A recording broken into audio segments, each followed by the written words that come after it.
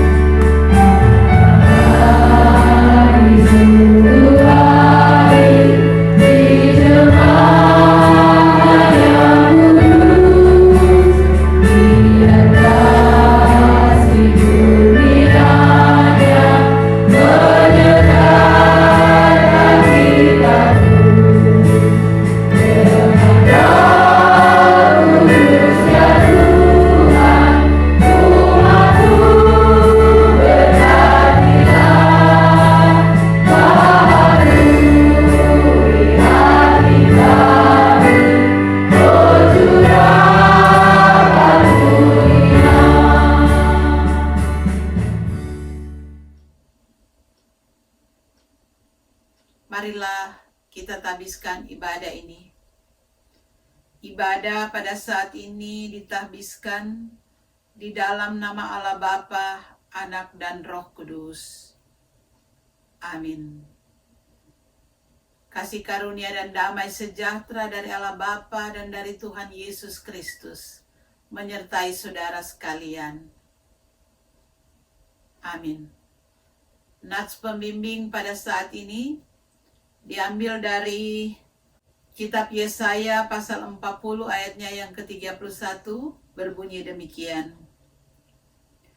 Tetapi orang-orang yang menanti-nantikan Tuhan mendapat kekuatan baru. Mereka seumpama Raja Wali yang naik terbang dengan kekuatan sayapnya. Mereka berlari dan tidak menjadi lesu. Mereka berjalan dan tidak menjadi lelah. Saudara-saudara, marilah kita merendahkan diri di hadapan Tuhan untuk mengakui segala salah dan dosa kita kepadanya. Mari kita berdoa. Bapa di dalam surga, kami datang kepadamu pada saat ini. Kami menyadari ya Tuhan, sebenarnya kami adalah manusia-manusia yang berdosa, yang tidak layak untuk datang ke hadapan-Mu. Tetapi Engkau melayakkan kami. Dan kami datang kepadamu Tuhan, memohon pengampunan yang berasal daripadamu, agar kami layak menjadi anak-anak-Mu yang Engkau kasihi. Terima kasih Tuhan, inilah doa kami. Amin. Saudara-saudara, kita mempunyai Tuhan yang Maha Kasih dan Maha Pengampun. Dia akan selalu mengampuni segala dosa-dosa yang kita lakukan, karena Tuhan kita adalah Tuhan yang Maha Kasih. Marilah kita sambut dengan memuji Tuhan.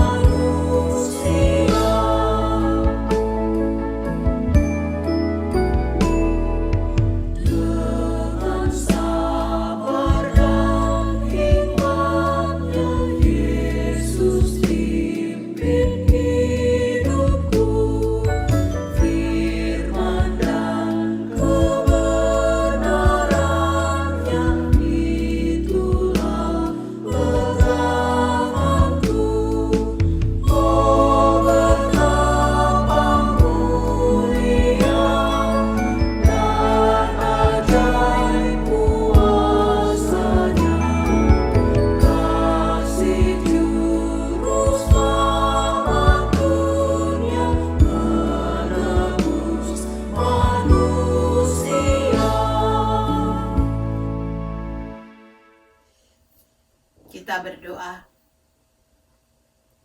Ya Tuhan, pada saat ini kami akan membaca firman-Mu. Terangilah kami semua dengan kuasa Roh Kudus-Mu, agar kami memahami kebenaran firman-Mu. Terima kasih Tuhan, di dalam nama Yesus. Amin.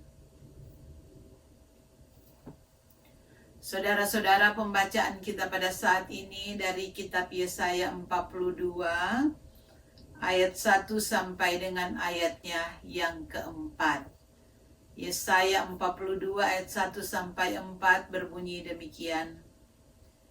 Lihat, itu hambaku yang kupegang, orang pilihanku yang kepadanya aku berkenan. Aku telah menaruh rohku ke atasnya, supaya ia menyatakan hukum kepada bangsa-bangsa. Ia tidak akan berteriak atau menyaringkan suara, atau memperdengarkan suaranya di jalan. Bulu yang patah terkulai tidak akan diputuskannya, dan sumbu yang pudar nyalanya tidak akan dipadamkannya.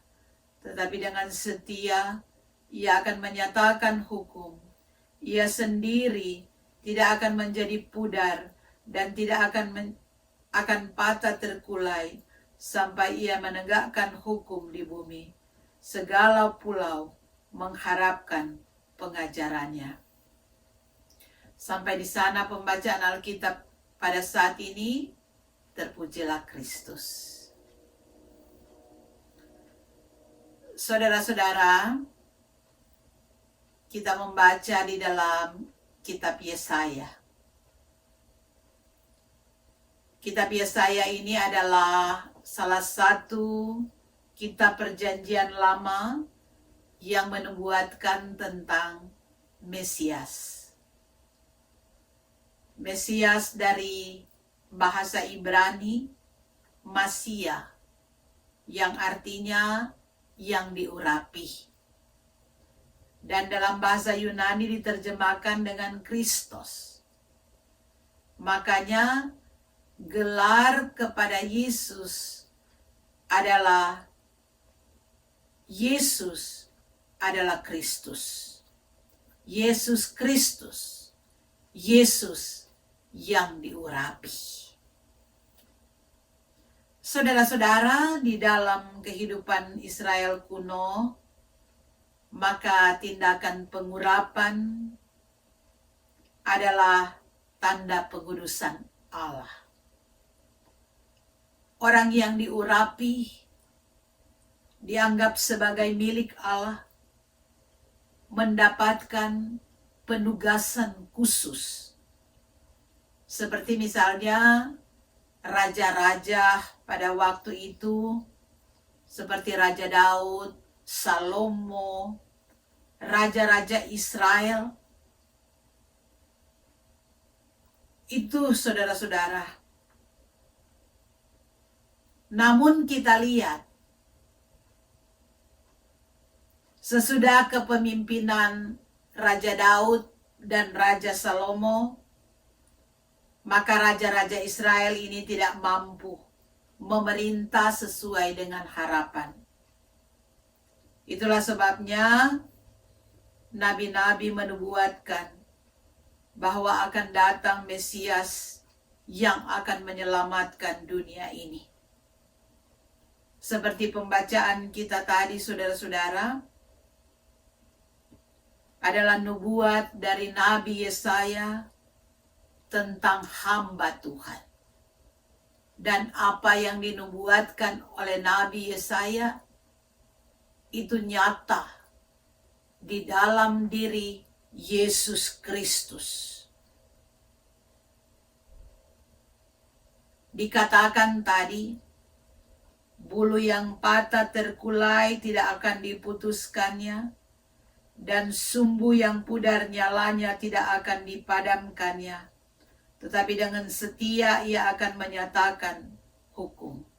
Jadi di sini saudara-saudara gambaran Nabi Yesaya tentang hamba Tuhan adalah Yesus Kristus. Karena itu Matius katakan di dalam Matius 12, mulai dari ayat yang ke-15. Cara Yesus persis sama dengan cara hamba Tuhan di dalam Yesaya 42 tadi. Saudara-saudara, hamba Tuhan ini adalah oknum yang dipilih, dikasihi Allah, dipenuhi dengan Roh Kudus. Jadi Yesus Kristus yang datang ke dalam dunia ini adalah merupakan model dari hamba Tuhan. Karena memang Yesus datang ke dunia, dia memberikan contoh bagaimana kehidupan manusia, termasuk bagaimana kehidupan sebagai hamba Tuhan.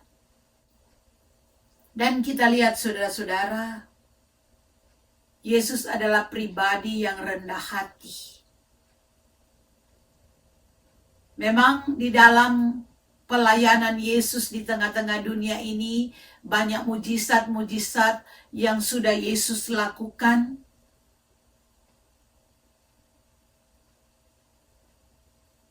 Tetapi kita lihat, mujizat-mujizat yang Yesus lakukan bukan dalam rangka untuk mempromosikan dirinya, bukan untuk menunjukkan akan kebolehannya, agar dia semakin terkenal, atau dia semakin dipuji orang. Karena Yesus, dia adalah pribadi yang rendah hati. Dia bukan makan puji.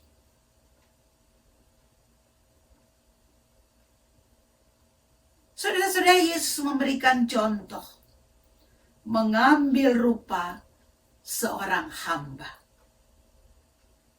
Ia mengasihi dunia, mengasihi jiwa-jiwa yang terhilang. Hamba Tuhan yang penuh kasih. Ia tidak mematahkan bulu yang patah terkulai dan tidak memadamkan sumbu yang pudar nyalanya. Saudara-saudara, kita lihat Yesus sangat memperhatikan orang-orang yang lemah, orang-orang yang sakit, orang-orang yang berdosa. Yesus penuh dengan cinta kasih. Contohnya saudara-saudara, waktu Petrus menyangkal Yesus, dan kemudian Petrus menyesal. Yesus tidak menyingkirkan Petrus. Yesus tidak katakan, engkau tidak berguna lagi Petrus, karena engkau sudah menyangkal saya. Tapi kita lihat, justru Yesus menerima dia. Dan Yesus menjadikan Petrus menjadi orang yang semakin berguna. Yesus membangunnya menjadi batu karang. Saudara-saudara, Petrus yang adalah bulu yang patah terkulai, tapi tidak dipatahkannya. Bulu itu saudara-saudara adalah pohon yang batangnya ada ruang. Para gembala, mereka sering ambil batang daripada bulu ini dan dibuat seruling sederhana yang memberikan penghiburan ketika mereka kesepian di padang gurun menjaga kawanan domba gembalaannya. Batang bulu saudara-saudara tidak terlalu kokoh, sehingga dapat menjadi patah. Tetapi di sini, walaupun bulu sudah patah, dapat dimanfaatkan lagi. Nah, ini saudara-saudara gambaran kehidupan manusia. Sekalipun hidup ini penuh dengan persoalan, terkadang semangat hidup kita menjadi patah, terkulai oleh berbagai macam beban-beban.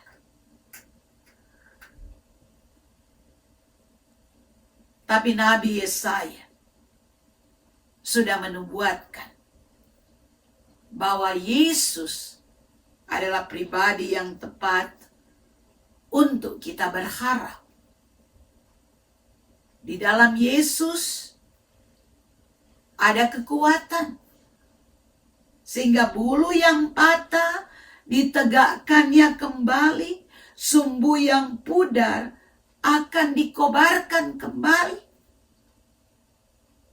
Jadi dalam Tuhan akan selalu ada harapan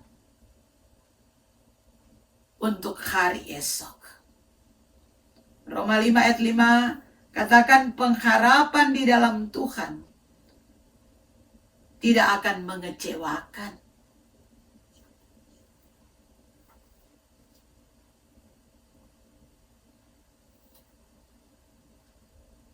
Karena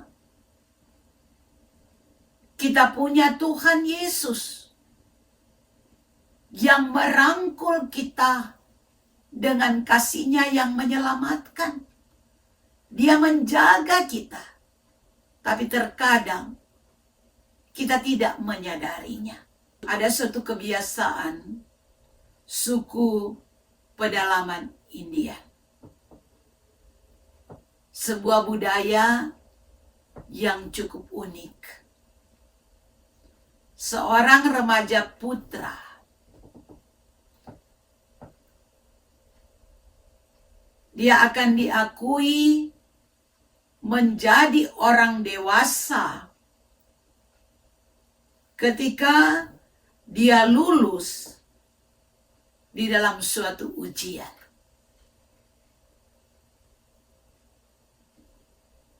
Pada suatu waktu, saudara-saudara, anak dari kepala suku akan mengikuti ujian untuk menentukan apa anaknya ini sudah diakui menjadi orang dewasa.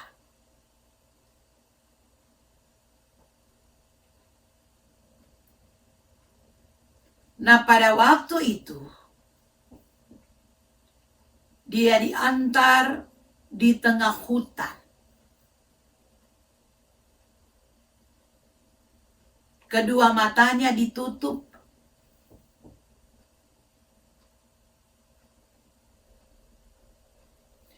Dan dia dibiarkan berada di hutan pada malam hari seorang diri.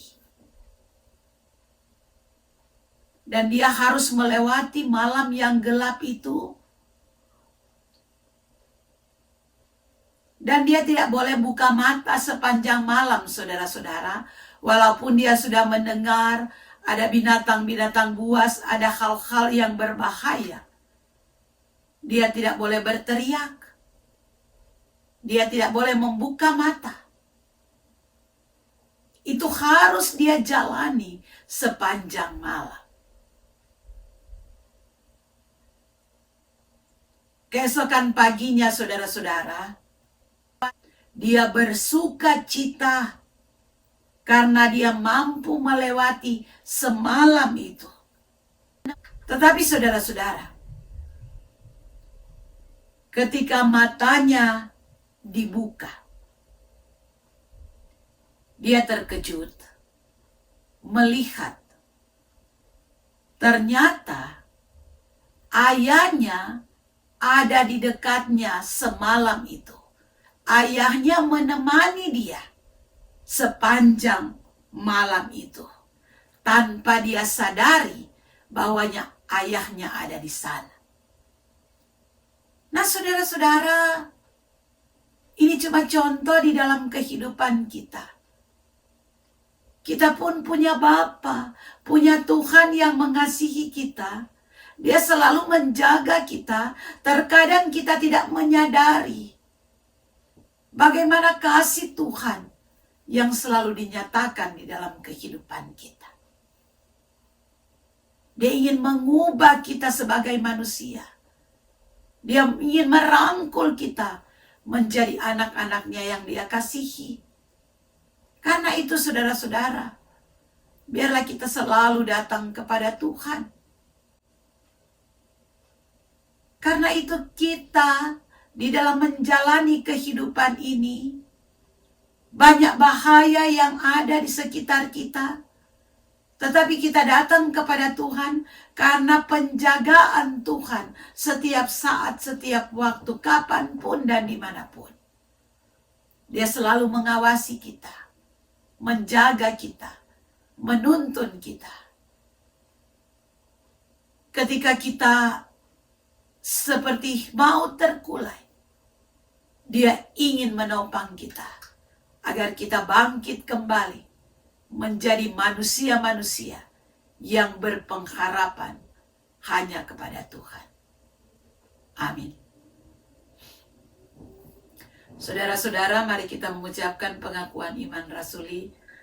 Aku percaya kepada Allah, Bapa yang Maha Kuasa, Khalik langit dan bumi, dan kepada Yesus Kristus, anaknya yang tunggal Tuhan kita, yang dikandung daripada Roh Kudus, lahir dari anak darah Maria, yang menderita sengsara di bawah pemerintahan Pontius Pilatus, disalibkan, mati dan dikuburkan, turun ke dalam kerajaan maut, pada hari yang ketiga bangkit pula dari antara orang mati, naik ke surga, duduk di sebelah kanan Allah, Bapa yang Maha Kuasa, dan akan datang dari sana untuk menghakimi orang yang hidup dan yang mati. Aku percaya kepada Roh Kudus, gereja yang kudus dan am, persekutuan orang kudus, pengampunan dosa, kebangkitan daging, dan hidup yang kekal. Saudara-saudara, marilah kita satu di dalam doa. Kita berdoa. Bapa di dalam surga, pada saat ini kami datang kepadamu, bersyukur untuk semua yang Engkau selalu berikan di dalam kehidupan kami. Kami ada sampai pada saat ini, itu karena kasih dan anugerah-Mu. Terima kasih ya Tuhan, karena kami selalu diberikan kesempatan untuk dapat memuji dan memuliakan akan kebesaran nama-Mu. Bapa di surga, kami berdoa untuk semua yang boleh beribadah bersama-sama dimanapun berada. Engkau yang akan selalu melindungi, menjaga, menyertai kehidupan. Engkau yang akan selalu menjauhkan dari segala bahaya-bahaya yang mengancam. Kami berdoa untuk jemaat GPIB USA. Tuhan berkati dalam semua tugas-tugas pelayanan dan kesaksian. Bagi jemaat-Mu yang sampai pada saat ini belum dapat beribadah bersama-sama, Tuhan tolong mereka, Tuhan jaga dan lindungi, dan biarlah ya Tuhan, kuasa Roh Kudus-Mu yang boleh menggerakkan hati mereka untuk boleh selalu beribadah memuliakan Engkau. Mereka tergerak untuk menyisihkan waktu, meluangkan waktu untuk mencari-Mu ya Tuhan. Kami berdoa ya Tuhan, bagi saudara-saudara kami yang bersuka cita, berikan penghiburan. Bagi yang kami berdoa untuk saudara-saudara kami yang berduka cita, berikan penghiburan. Bagi yang bersuka cita, Tuhan yang akan selalu memberkati akan kesukacitaan mereka. Ya Bapa, pada saat ini kami berdoa bagi mereka yang sakit, Tuhan jamah dan sembuhkan.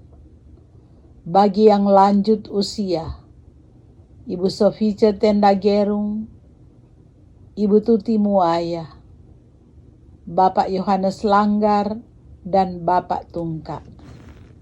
Jaga lindungi mereka di masa-masa ketuaan. Engkau berikan penghiburan, kekuatan. Engkau berikan kesehatan. Kami berdoa ya Tuhan untuk bangsa Amerika. Tuhan selalu hadir di tengah-tengah kehidupan bangsa ini. Pemerintahan di dalam melaksanakan tugas dan tanggung jawab.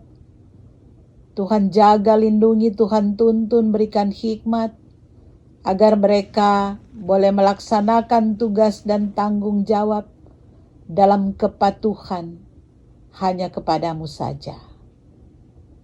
Bapa di dalam surga, pada saat ini kami mau berdoa juga untuk bangsa Indonesia. Banyak peristiwa yang terjadi dalam kehidupan bangsa Indonesia. Banyak bencana-bencana yang terjadi. Tuhan juga yang akan selalu melawat, menolong.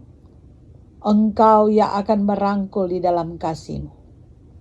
Pada saudara-saudara kami di sana ya Tuhan, Engkau jaga, lindungi seperti Engkau menjaga kami. Ya Tuhan, kami mau berdoa, biarlah di tengah-tengah keberadaan kehidupan kami, Tuhan yang akan selalu merangkul di dalam kasih-Mu yang menyelamatkan. Bapa di dalam surga, kami menyerahkan akan kehidupan dan masa depan kami hanya ke dalam tangan pengasihan-Mu. Di dalam nama Yesus yang mengajar kami berdoa. Bapa kami ada di surga, dikuduskanlah nama-Mu, datanglah kerajaan-Mu, jadilah kehendak-Mu di bumi seperti di surga. Berikanlah kami pada hari ini makanan kami yang secukupnya. Ampunilah kami akan kesalahan kami, seperti kami juga mengampuni orang bersalah pada kami. Jangan bawa kami ke dalam cobaan, tapi lepaskan kami daripada yang jahat. Karena Engkau punya kerajaan dan kuasa dan kemuliaan sampai selama-lamanya. Amin. Saudara-saudara, tibalah saatnya kita akan memberikan persembahan sebagai ungkapan syukur kita atas berkat-berkat yang Tuhan selalu berikan di dalam kehidupan kita. Kita kirimkan persembahan melalui Zelle GPIB USA atau kita masukkan ke dalam amplop untuk diberikan kepada bendahara. Tuhan memberkati persembahan yang sudah kita berikan. Pada saat ini kita akan tutup ibadah kita dengan memuji Tuhan.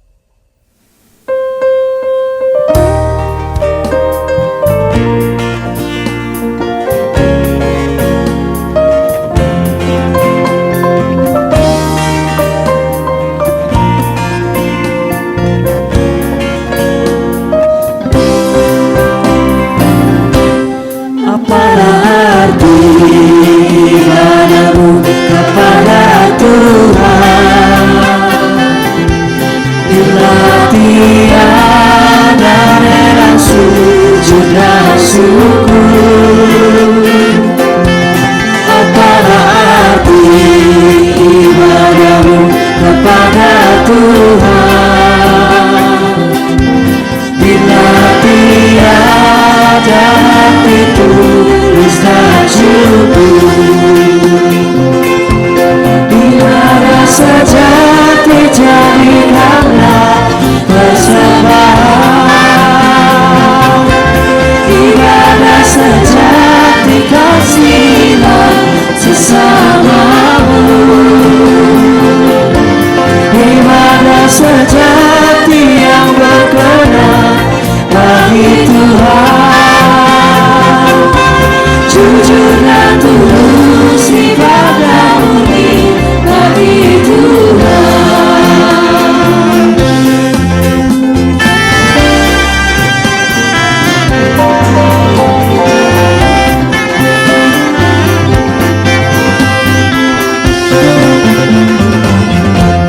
Marilah ikut melayani orang berkeluh, agar iman tetap kuat serta teguh. Itulah tugas pelayanan juga panggilan, persembahan yang berkenan bagi Tuhan. Ibadah sejati jadikanlah persembahan, ibadah sejati kasihlah sesamamu. Ibadah sejati yang berkenan bagi Tuhan, jujur dan tulus ibadah murni bagi Tuhan.